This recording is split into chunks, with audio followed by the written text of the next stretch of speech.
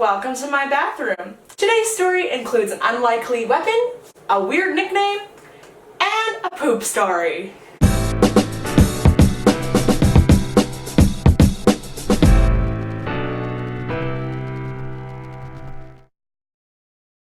now that we've got all the intro stuff out of the way, we are moving on to talking about some different judges.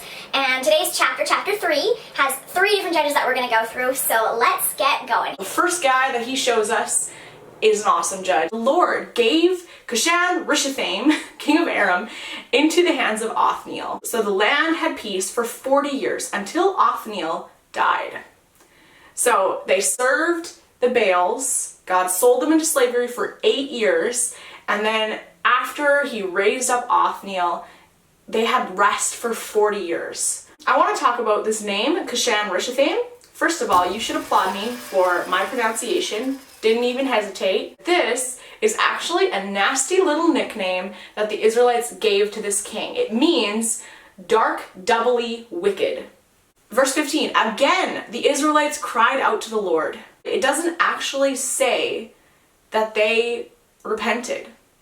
It just says that they cried out to the Lord for a deliverer, and he gave them one. Ehud, the left-handed man, the son of Gera, the Benjaminite. He is from the tribe of Benjamin, and Benjamin means son of my right hand. So by him being a left-handed guy from the tribe of the right hand, they're pointing out that he is an oddball. So it says that Ehud brought a bunch of people to go see the king to drop off the tribute. On reaching the stone images near Gilgal, he himself went back to Eglon and said, "Your Majesty, I have a secret message for you." The king said to his attendants, "Leave us," and they left. So for me, this points out the fact that Ehud probably had a deformity in his right hand. Why else would he say to all of his guards, all of his people, like, leave us? He probably posed no threat. He probably looked weak. And that's important. So then Ehud approached him while he was sitting alone in the upper room of his palace and said, "I have a message from God for you." As the king rose from his seat, Ehud reached from his left hand, drew the sword from his right thigh, and plunged it into the king's belly.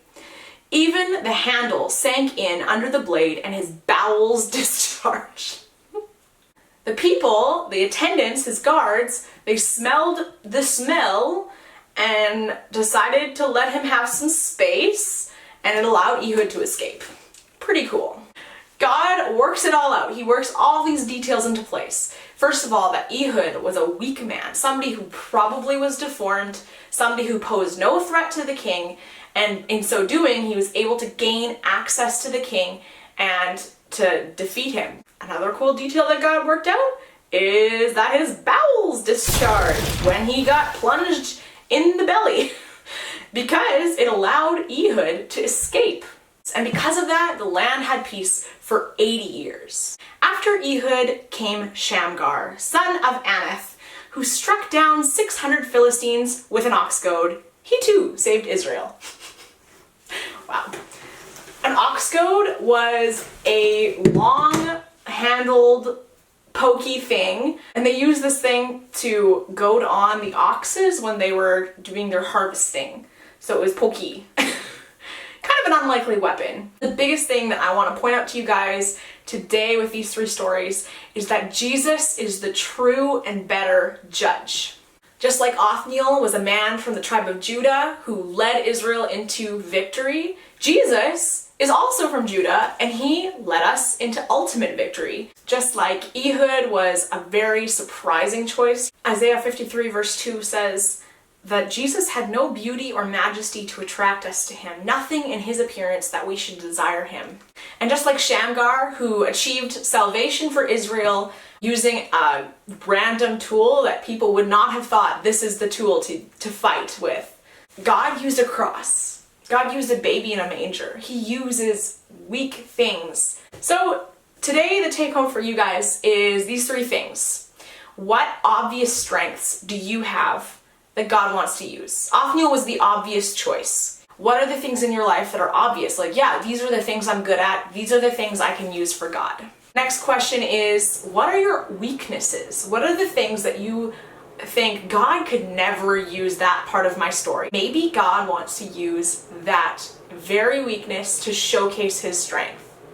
And lastly, what is some ordinary tools that God wants to use from your life?